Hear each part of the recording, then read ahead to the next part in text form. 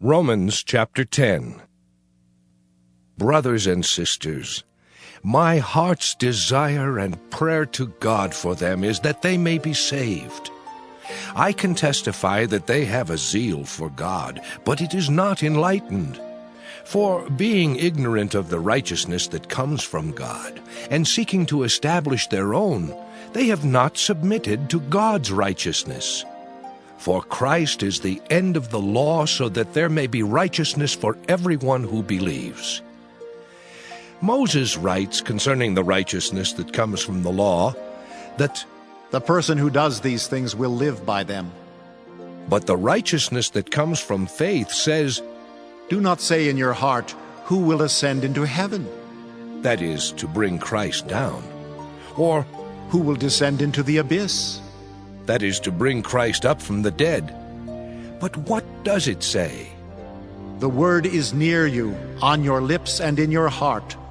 That is the word of faith that we proclaim. Because if you confess with your lips that Jesus is Lord, and believe in your heart that God raised him from the dead, you will be saved. For one believes with the heart, and so is justified, and one confesses with the mouth, and so is saved. The Scripture says, No one who believes in him will be put to shame. For there is no distinction between Jew and Greek. The same Lord is Lord of all, and is generous to all who call on him. For, Everyone who calls on the name of the Lord shall be saved.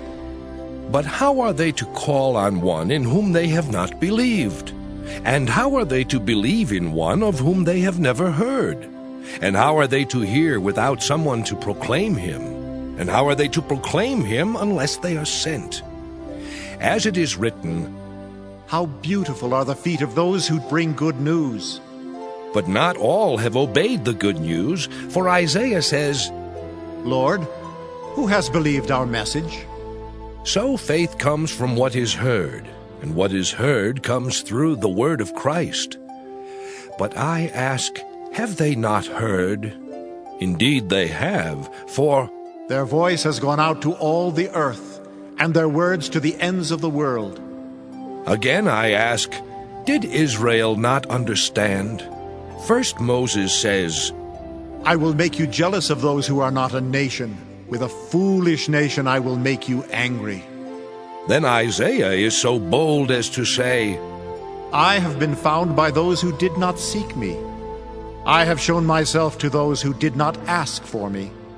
but of Israel he says, All day long I have held out my hands to a disobedient and contrary people.